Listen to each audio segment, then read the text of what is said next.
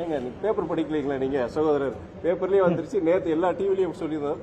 கண்டிப்பா அதை நான் ராஜினாமா நான் திரும்பி வாங்கிட்டு நான் என்ன காரணங்கள் சொல்லியிருக்கிறேன். நான் இயக்க தோழர்கள் நிர்வாகிகள் 100% மதிமுகவுடைய அவருடைய கோபம் இருந்தது, எல்லாருடைய கோபம் இருந்தது.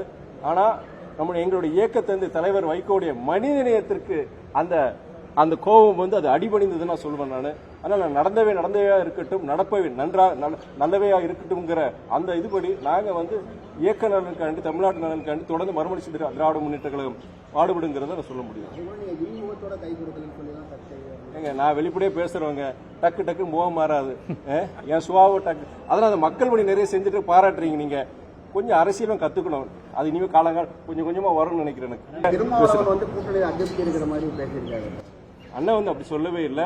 அண்ணா திருமணம் அப்படி சொல்லவும் மாட்டாரு. அவர் என்ன சொல்லியிருக்கிறாருன்னா, அதாவது சில இயக்கங்கள் பொறுத்த வரைக்கும், அதாவது விடுதலை சிறுத்தைகள் இயக்கம் பொறுத்த வரைக்கும், அதாவது இந்த கூட்டணி ஆட்சிக்கு சில சலுகைகளுக்காக நாங்க வந்து சில இருந்து தலித்துகளுக்காக நாங்க போராடல அப்படின்னு சொல்லிட்டு அந்த உரிமையை நாங்கள் நிலைநாட்டலன்னு சொல்லி சில பேர் சொல்றாங்க, தவறான கருத்து சொல்றாங்க. நாங்க தொடர்ந்து பட்டியலின மக்களுக்கும் அனைத்து ஒடுக்கப்பட்ட மக்களுக்கும் நானும் சரி என்னுடைய இயக்கம் விடுதலை சிறுத்தைகளும் தொடர்ந்து நாங்கள் போராடிட்டு தான் இருக்கோம். அப்படிலாம் நீங்க அப்படிங்களா இது பண்ண முடியாது, தவறான சித்தரிப்புன்னு சொல்லியிருக்கிறத தவிர என்னைக்கும் அவர் அந்த மாதிரி கருத்தை சொல்லல. அவர்